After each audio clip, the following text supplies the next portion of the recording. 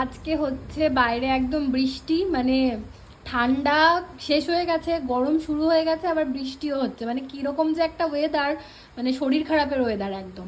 যাই হোক, বসে পড়েছি খেতে। তো চলো আজকের মেনুটা তোমাদের সাথে শেয়ার করে ফেলি। প্রথমেই দেখতে পাচ্ছ গরম গরম ভাত, তার সাথে আছে লেবু। লেবুটা ম্যান্ডেটরি, প্রত্যেক দিনের খাবার থালাতে আমার লেবুটা তোমরা দেখতে পাবে।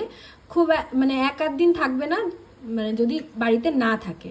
তো যাই হোক, তার সাথে আছে বাটা মাছ ভাজা, একদম কড়কড়া করে। আর এখানে আছে কালকের সজনের ডাঁটা, আলু আর বড়ি দিয়ে যে মাছের ঝোল করেছিলাম, তার মধ্যে 2 পিস মাছ সমস্ত কিছুই বেঁচে গেছে, তো ওটা গরম করে নিয়েছি।